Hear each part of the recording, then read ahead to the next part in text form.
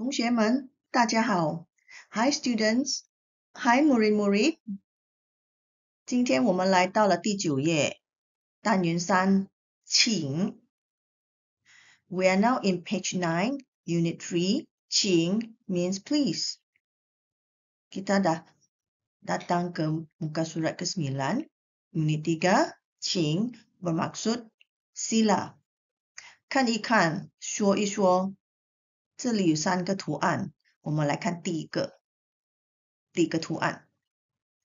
There are 3 pictures here. Then let's look at the number 1. Di sini ada 3 gambar aja. Mari kita tengok yang pertama.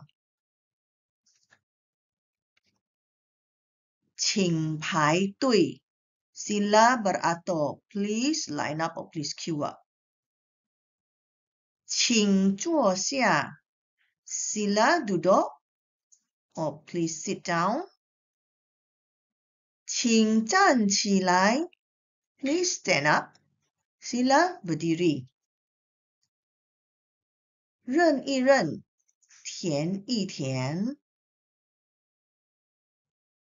这边有8个气球，第一个已经有号码了，有编号了。So here we have 8 balloons. You see the 8 balloons here?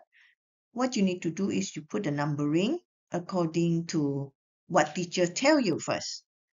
Di sini ada 8 balon, di mana anda kehendaki letakkan nombor berdasarkan cikgu bagi sebut perkataan itu, kamu letak nombor, okay, mengikut susunan. Yang pertama, wo, number 1, telah diberi.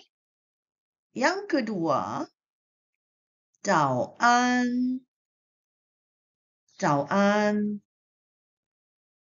Yang ketiga, number 3, 校长 Boleh ya? Number 4, 4, ni. Number 5, number 5, 他. Number 6, number 6, 排队. Number 7, 7, 请坐下. Last, 站起来. Tidak susah kan? It's not that hard at all. So now we wrap up the buku activity, page number 9. Kita telah siapkan kerja muka surat 9.